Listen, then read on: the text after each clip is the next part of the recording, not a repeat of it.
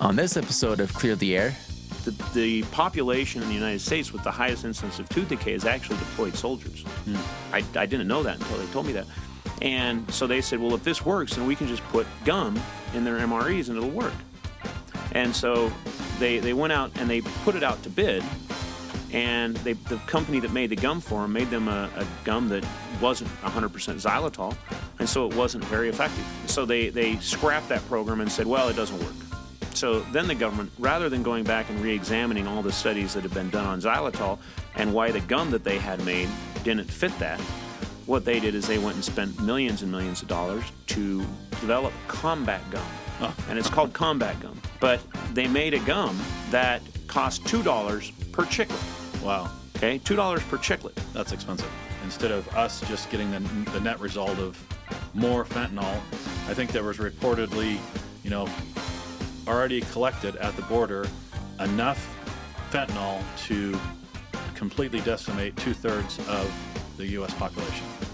220 million deadly doses is what they've collected so far at the border. It's a little sketchy. And the FTC was originally actually put out there to stop the sale of false, fake snake oil. You had unscrupulous people here in the U.S. that actually started making balms without snake oil. Claiming that it had it in it. Claiming that it had it in it. And so the real snake oil actually worked, but the fake snake oil didn't. And the FTC, their guidelines are to make sure that you are not making false or misleading statements. Hello, and welcome to Clear the Air podcast. I'm here with Joel Melton. Hey everybody, good to be back again. And we're now at number 2 in our 3-part episode of the opioid crisis and the government corruption and how it facilitated that crisis and other healthcare crises. So, anyways, we previously talked about the history of the opioid crisis and how government regulators and the Sackler family's involvement in the problem. And today we're going to take a little bit deeper look into how things in the opioid crisis are today. Have they gotten better? Have they gotten worse? Yeah, I think that's interesting because even the words opioid crisis connotates something that happened a while ago, but it is still going. Sadly, things are not improving, and I think that's one of the biggest travesties here. Our government isn't doing much to benefit those who have been affected and stopping what's going in the future. So that's really a crazy commentary on that, and they call it an epidemic. Deaths from this drug overdoses is continually on the rise. Yes. The first issue that I have with that is when our government calls something an epidemic or a pandemic, that just really means that they're never going to do anything about it except make it worse. They can classify it in there and kind of forget about it, huh? Find me an epidemic that our government has addressed that they've actually made better. Right. They've discussed about the silent pandemic or the silent epidemic, which is tooth decay. They started talking about that in the late 90s. In the 2000, the Surgeon General put out a paper saying that the state of oral care in the U.S., oral hygiene in the U.S. was deteriorating rapidly. And if we didn't fix it, then, we would become a very sick nation, which we have become a very sick nation. And even back in 2000, they acknowledged that you can't be a healthy person if your mouth isn't healthy. And nothing's been done. It's just gotten worse. And even in 2021, you had Francis Collins, the head of the NIH, the organization that just said that Lucky Charms is healthier for you than a steak. But you had Francis Collins and the Surgeon General Vivek Murthy. I just love saying that name; it just rolls off my tongue. Vivek Murthy Sounds like it.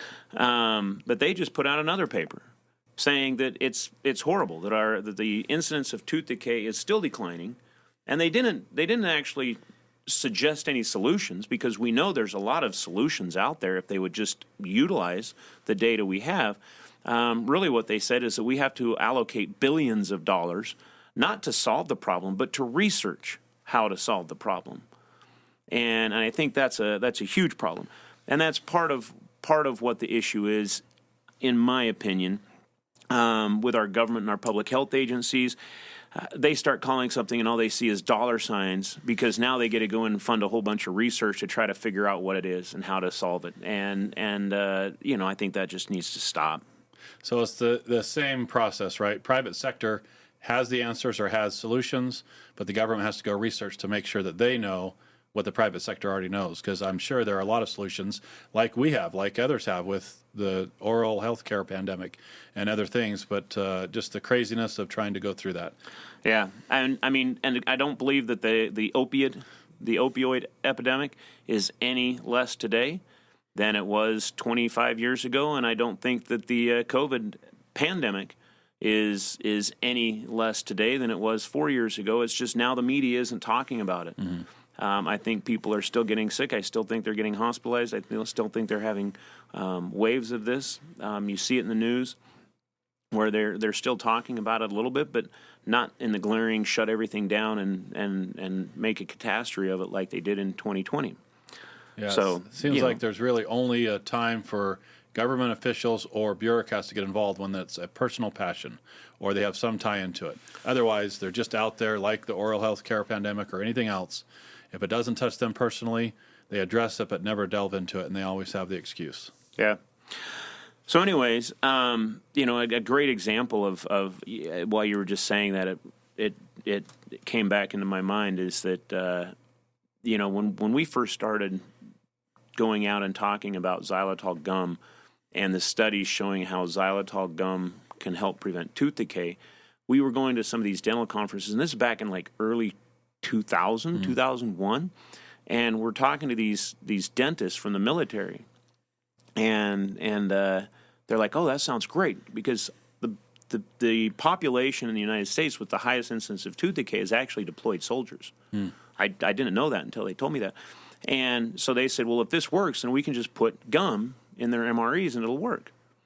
And so they went out and they put it out to bid, and the company that made the gum for them made them a gum that wasn't 100% xylitol, and so it wasn't very effective because the government just said, we want a gum with xylitol, not a gum made of 100% xylitol. Yeah. And so they scrapped that program and said, well, it doesn't work. So then the government, rather than going back and re-examining all the studies that had been done on xylitol and why the gum that they had made didn't fit that, what they did is they went and spent millions and millions of dollars, and they came up with, and you can look this up, okay? But they went out and they spent millions of dollars to develop combat gum, and it's called combat gum.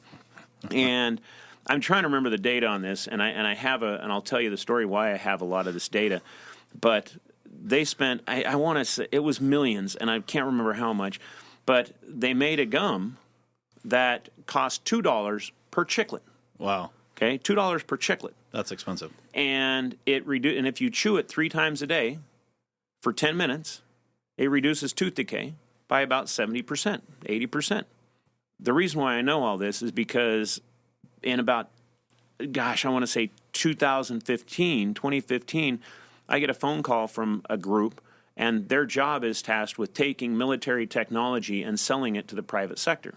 And they called me to try to sell this gum that cost $2 a chiclet. And I said, no one in their right mind, is going to pay $2 a chiclet, except the government, of course, to achieve something that a 5-cent chiclet will do just as effectively if you actually just get a 5-cent chiclet that's made with 100% xylitol. Right. And they got all mad at me and said, well, this works better. And I said, really? Show me the data. Because they didn't have enough data. Yeah. There's much more data showing that xylitol works. But anyways, that was interesting.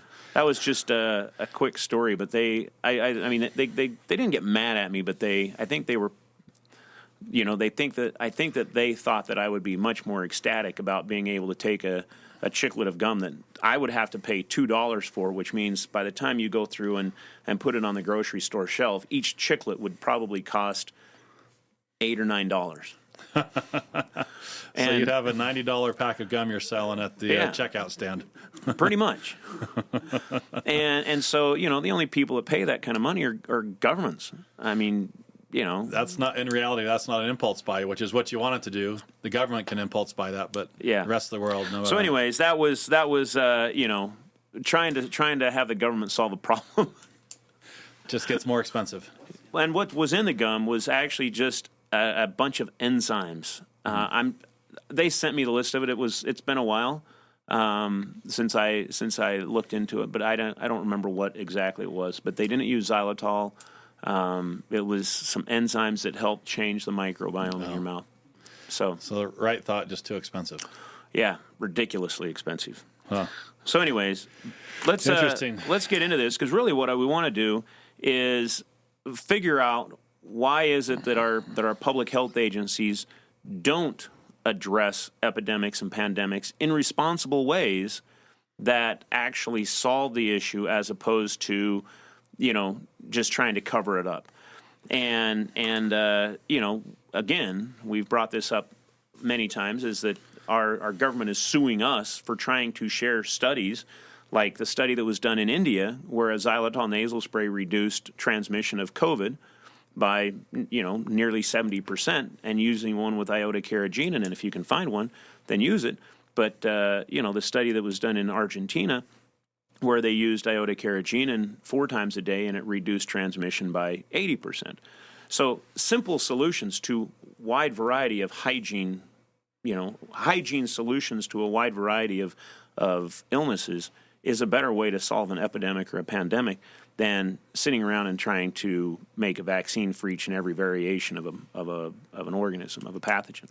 I mean, I can understand that from economic perspective, from an entrepreneur perspective, from creating this thing, but it just seems ridiculous that we can't go back to the roots of something that's simple and use it. And, the acronym Keep It Simple, Stupid, KISS everything. Make sure that it's just simple, and don't have to complicate it, don't have to reinvent the wheel. But it seems like that's what happens all the time, and it just gets more expensive, like $90 for a packet of 10 chiclets of gum. Yeah. I haven't seen Combat Gum on the market. I actually think there is a brand out there called Combat Gum, but it is not the same one. I think that's just a mouth-watering gum, but I'm not positive. So let's start discussing a couple of these statistics. We had them pull up a bunch of statistics on the opioid and the narcotics issue. Yeah, so let's talk about the deaths reported in drug overdose. Okay, do you want to read that, or do you want me to? Because this is actually kind of crazy. I didn't realize that this is how many people every year are affected by this. So how many deaths a year? It's crazy. Nearly 108,000 people a year in the U.S. die from drug-involved overdose, and that was in 2022. So it's on the rise, definitely. I just did the short calculations. That's 295 people a day. And if we divide that, 12 people an hour. So we're losing 12 people every hour to drug overdose in the U.S. And that's scary. Scary to think that the key to doing that drug overdose is often prescribed by a licensed physician. You know what's scarier? Is that we're losing that many people a day, and our public health agencies are still being staffed by people that are staffing them. Yeah. I mean, this is the epitome of government ineptness. If you're losing 300 people a day and, the numbers continue to rise, wouldn't that tell you that the government public health agencies are not doing their job? Right. In any other normal circumstance, that would be something through an audit, an immediate audit, they would find out. But here it just is a blind eye, and they continue to proceed as normal. It's absolutely crazy. Dang. Okay, so how have things developed from 50 years until now? And what are 3 waves of the opioid overdose deaths? And we have a couple of graphs that they're going to put up here for you to see. But, it's kind of crazy. I'm just telling you. Let's go back and look at, let's say, 2015. There was 52,000 people that died from overdose. And in 2022, it was 107,000. So really in 7 years, it's doubled. Yeah, I mean, they started it in 99, which was 20,000, and now we're at 108,000, so it's almost 6 times worse. Yeah. In a total of 20 years. And looking at this one right here, U.S. overdose deaths, select drugs or drug categories, and they're looking at synthetic opioids, psychostimulants, cocaine, prescription opioids, benzodiazepines, heroin, and antidepressants.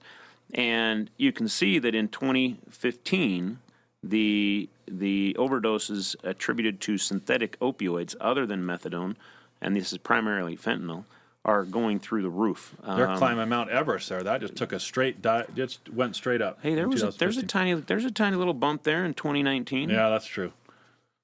Other than that, it's going straight up. Yeah. And that's actually a little sketchy. I mean, you see this in the news. Some of these conservative outlets are talking about it and asking why our government is allowing, all of these drugs to come in across the border. And I mean, why would our government want to stop it? I mean, we had the wars in China, the opium wars, because we wanted to make the Chinese use opium and heroin. So why isn't turnaround fair play? I mean, I think that the Chinese are just doing to us what we did to them 100 years ago. Feeding the fentanyl in, right? Yeah. We fought wars. I mean, the British were the bigger instigators, but we were the supporting actors in that. And we had the Delano family and the Cabot family, a bunch of the very prominent families in the U.S. were involved in the heroin and opium business and pushing that into China and pushing for these wars to be fought so that we could force the Chinese to buy the drugs that we were selling them. So now the Chinese are just... hey, turn around, it's fair play. Turn around, it's fair play. Yeah, it's ridiculous, and I don't like it one bit, but I see the point here. I mean, it's no different than I always laugh when people are sitting here and arguing about Russian interference in our election or Iranian influence in our election. I mean, why would we complain about that? Have we not been in getting ourselves involved in pretty much every election on the planet? Yeah. I mean, I think our government has been involved in overturning countries and overturning and stacking elections in other countries for hundreds of years. Yeah, nothing new about it. So why would anybody be surprised if someone was trying to influence our election? It's like we're all being surprised. Ooh, yeah. Some other country's trying to influence our elections. Oh, no. Well, it's because now we can all see it with social media. Before, it was hidden behind the doors of bureaucracy, right? They didn't. Yeah, but we knew. I mean, that's what the CIA's been. That's been their job from day one, is to go over there and overturn other countries, and influence those elections. That just annoys me when people are like, "Well, why are they coming in here and influencing us?" Well, okay, because we went over there and overturned the government in Iran, and the Iranian people didn't like it that much. We did it in other countries. We've done it all over the world. So, of course, they're probably pissed at us. Yeah. I mean, we're pissed at them for trying to do it to us. I'm just really surprised that we're surprised. that it's coming back, yeah. Yeah. Yeah. So anyways. Those three phases that you talked about, right? So, 99 was the initial phase of the opioid where it started to see a big climb. Yep. Right? And then it went into 2010, and that's when heroin kind of saw a rise.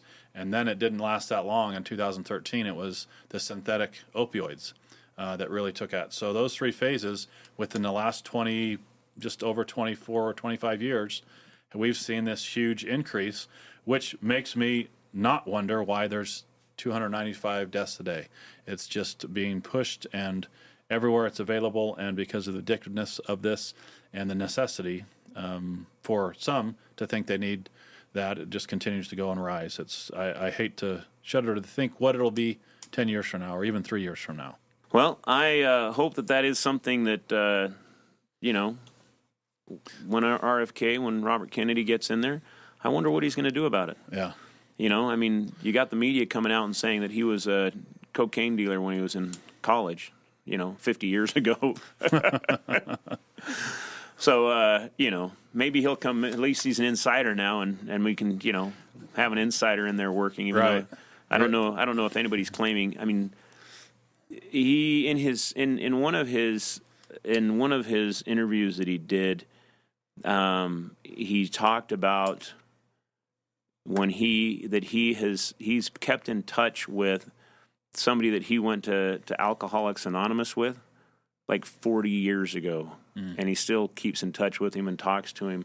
So I don't know if he's been sober for 40 years, But yeah, I don't know either. But at least he's been fighting his addictions for 40 years. yeah, it sounds like it. And you listen to him talk. I listened the other day, kind of giving a layout of his lifestyle right now, and it seems pretty clean. I mean, he said he doesn't touch any processed foods, works out all the time.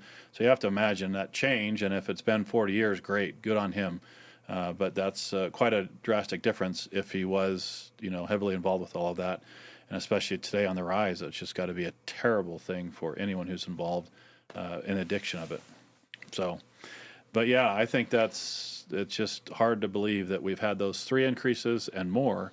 And what does the future hold if we don't have someone like RFK get in there and really take care of it, as opposed to what sometimes happens is make up legislation that goes nowhere.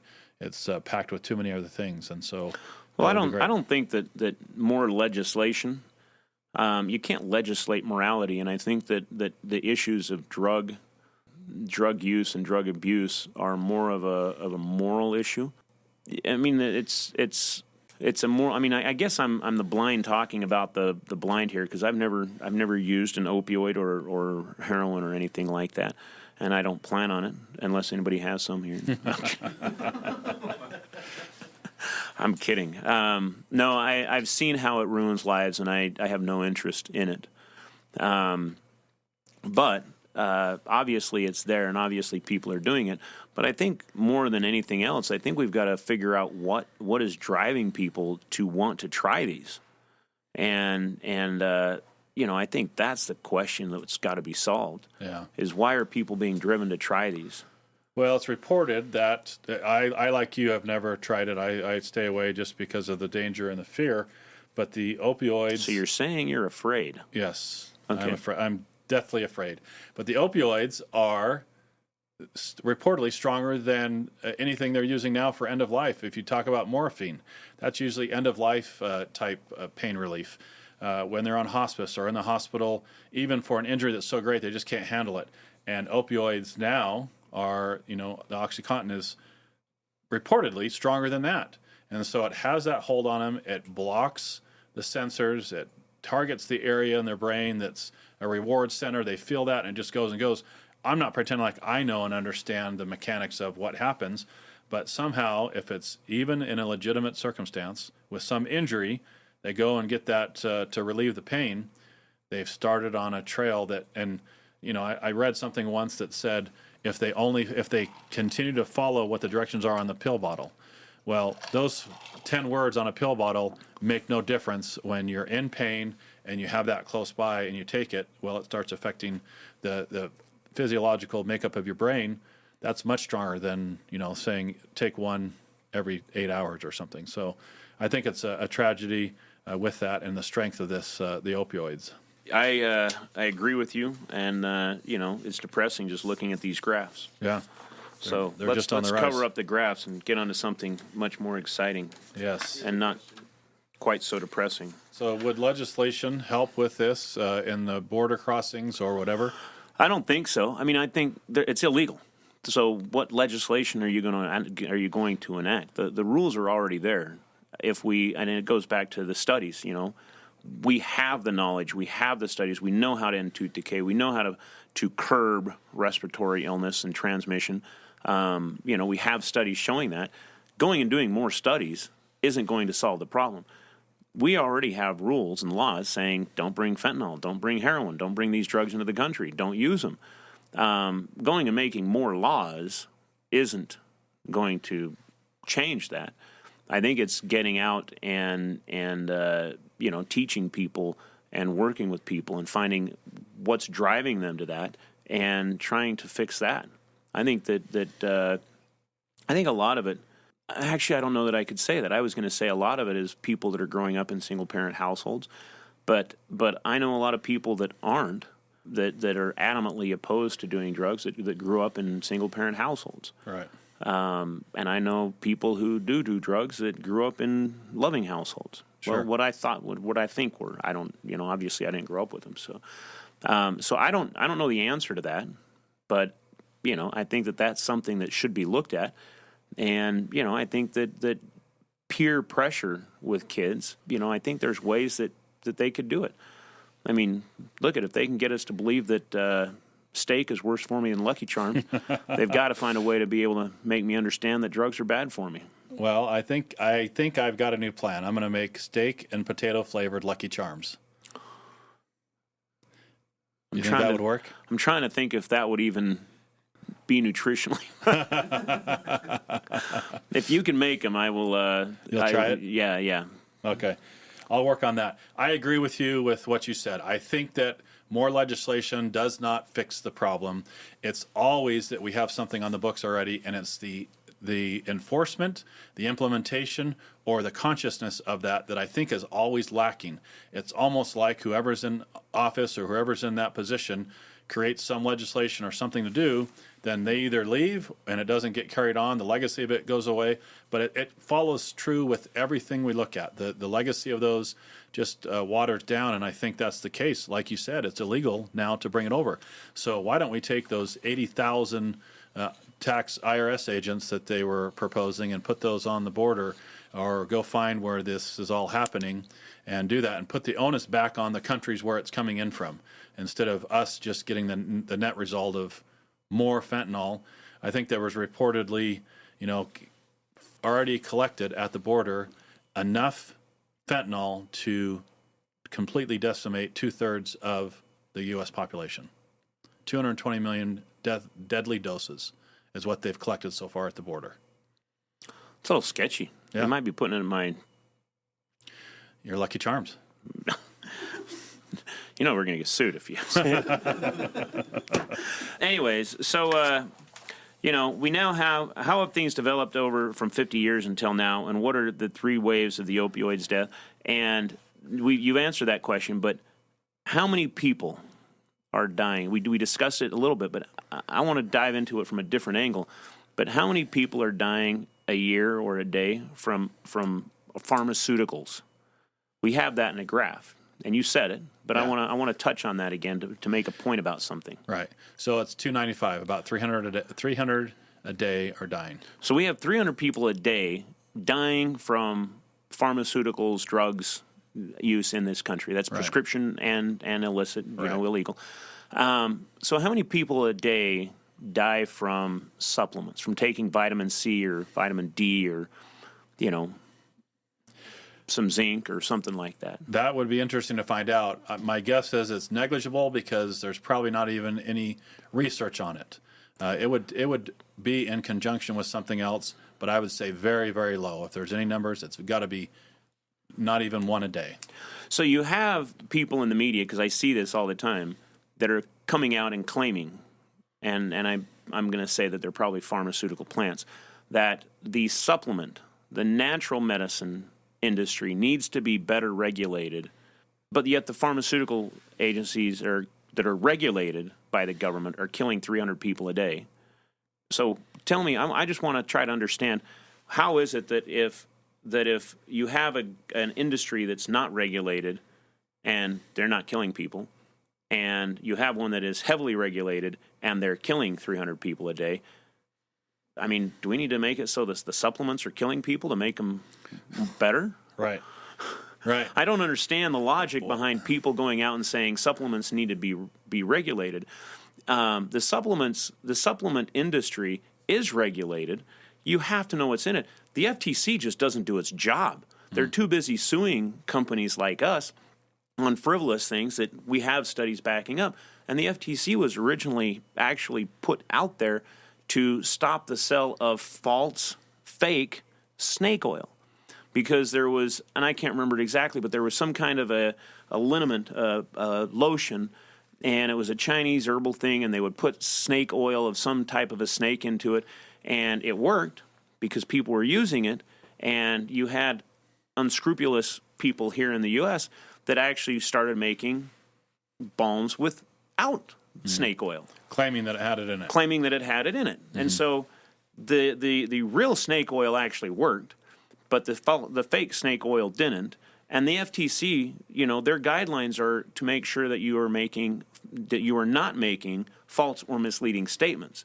So what's going on is they're not doing their job, because they should be going after companies and saying, hey, You say you have vitamin C in here, but we're not finding any. You say you have this in here. I mean, a perfect example is I'm not going to say who it is, but it's a company in our industry. And 20 years ago, 25 years ago, when we first started Clear, there was a company in our industry who copied our nasal spray, violated our patent. We had we filed an action against them. We were negotiating it, and they came back and said, well, the word xylitol is what's selling, so we're going to use this. We're just going to find a way around your patent. And so they actually put a nasal spray on the market. It's still on the market today, and they say it's activated nasal mist with xylitol. We've tested it over the years. There's no testable level of xylitol in there. But right on the front label, it says activated nasal mist with xylitol. The FTC, that's the kind of fraud that they're trying to do. Maybe there is xylitol in it, but we used to. I mean, our patent's over now, and so we don't do it anymore. But we used to, every couple of years, we would go buy a bottle of it and test it. Never any testable amount in there. Never, wow. But on the front of the label, it says activated nasal mist with xylitol. So if the FTC was trying to get people to stop from making false and misleading statements, they'd go into the health food store, buy one of everything, test it, and make sure that what's in the label, what's in the bottle, or what's labeled on the bottle is in the bottle. And that's the easiest thing for them to do, because they're trying to go out and make you substantiate the effectiveness of vitamin C, or the effectiveness of washing your hands, or the effectiveness of washing your nose, which that isn't what supplements do. We know what vitamin C does. It's, there's a long laundry list of things that vitamin C does. So the FTC is just going bonkers in overreach, trying to shut down the natural products industry because we're not killing people. Right. So they're going after those who are in compliance and making it harder for them to do stuff like making the randomized controlled studies, RCTs, 2 of them. Meanwhile, those who are not abiding by the legislation or any of the rules can still do it because they're not afraid to do it now. They make more rules, and it just hinders those who are doing it regularly. It sounds like a pattern that's applied in many aspects. Yeah. If the FTC just did their job, they could root out a lot of the bad actors, but they're choosing not to. So legislate more and hope that squeezes them out. It never works. Yeah. Legislation is you can't legislate morality, not even to the people in the government. Yeah, that's exactly right, because they're just doing their job. That's what you'll hear from them. Yeah, but they just can't figure out what their job is. That keeps on changing. I think who was it that just said you need to defund the UN because most of the people that work for the United Nations are just sitting around collecting a paycheck and not really doing anything. Well, the guys at the FTC are kind of doing the same thing. I mean, when I don't want to, let's not divert from this, but when we were deposing them, they're like, "Yeah, we didn't read the studies. We don't care. Yeah, it wasn't in the news, so we figured it couldn't be true. So, we went and spent $10 million of the government's money trying to sue you. But yeah, we don't have any studies." I'd like to see the job description. Job description is to sit around and watch TV. And collect a paycheck. Well, we talked about a little bit about this. There's some other details here that I think are important. The fentanyl that was seized by the DEA in 2024, and that's incredible. So more than 80 million fentanyl-laced fake pills and nearly 12,000 pounds of fentanyl powder. That's incredible to think that much. That's 390 million lethal doses of fentanyl. Yeah, so that's even more than I suggested earlier. Well, no, you mentioned the 2024, which is 227 million already. Already, yeah. So that's true. Yeah, good point. My question is, I'm trying to understand the inventory here, because if they're smuggling in 390 million lethal doses and that many got picked up, how many made it in? Right. But where is all this stuff getting stored? Why don't we have 300 million people dying? We have 300 people dying a day. But my question is, where's it all getting stored? Yeah. What are they going to do? Like, wait until someone sneezes or tells them, and then they're going to just go blow it in the air and we're all going to die? Right. It's in the job description. Where are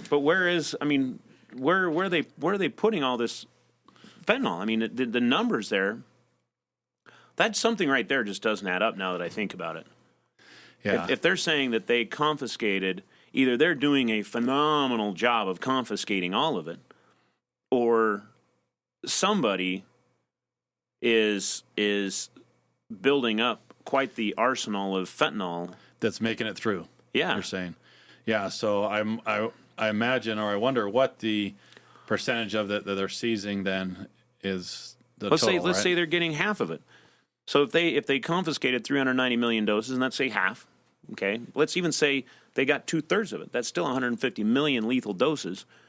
How many people are using fentanyl that we're only losing? I mean, and I'm not saying that in a bad way, right. But it's only killing 300 people a day. You'd think the numbers would be greater. Yeah. If that's half that's getting seized. Or I'm thinking is that someone's building up a stockpile. I just don't know what they're going to do with the stockpile, but that makes me, I'm going to actually dig into that. I got to figure that one out. Yeah. Yeah, for sure.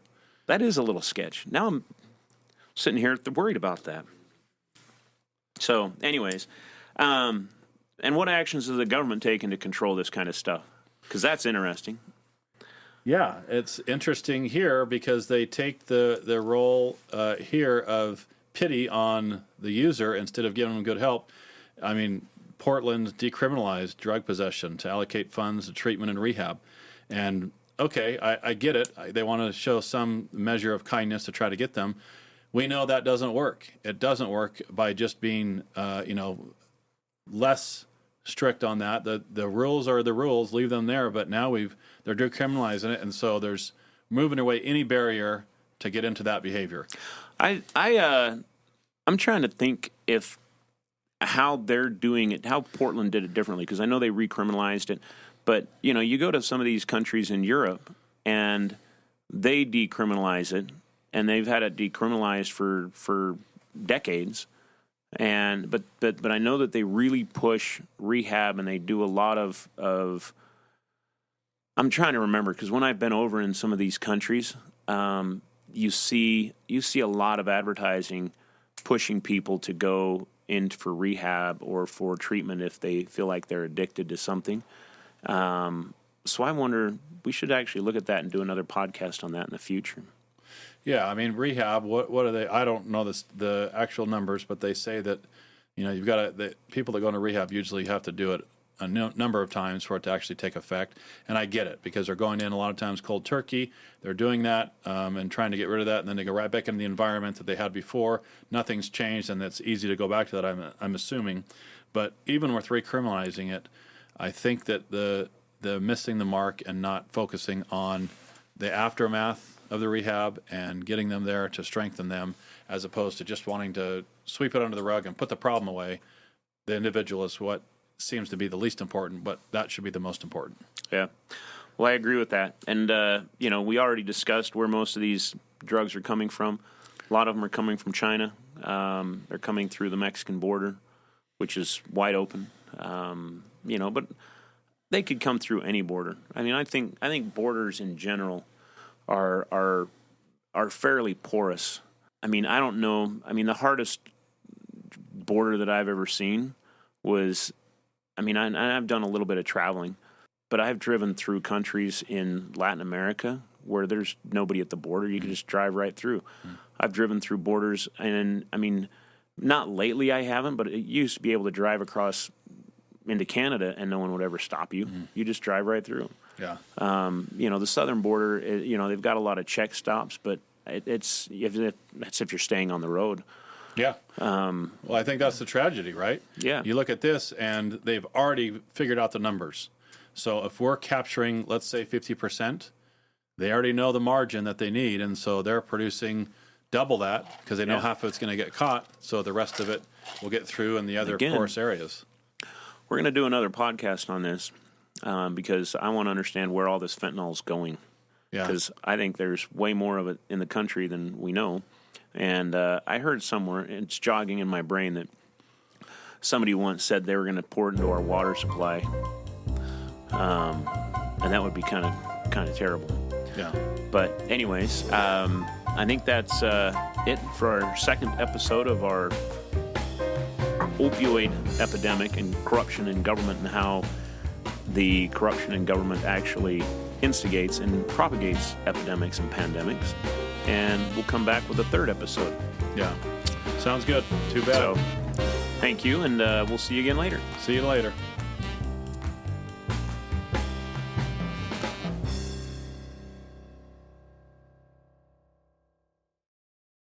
This episode was hosted by Nathan Jones, co-hosted by Joel Melton, produced by David Monk. Associate producer, Matthew Davis. Video and audio were edited by Caleb Scoresby. Research by Sabre Bills. Graphics by Joseph Thornton. Music by Augusto Diniz. If you enjoyed this episode of Clear the Air, be sure to follow, like, and subscribe so you don't miss out on the latest episode. Have a favorite episode? Share it with a friend or on social media. New episodes of Clear the Air are published weekly on YouTube, Spotify, Apple Podcasts, or wherever you listen to your podcasts. Thanks for listening. We'll catch you next time.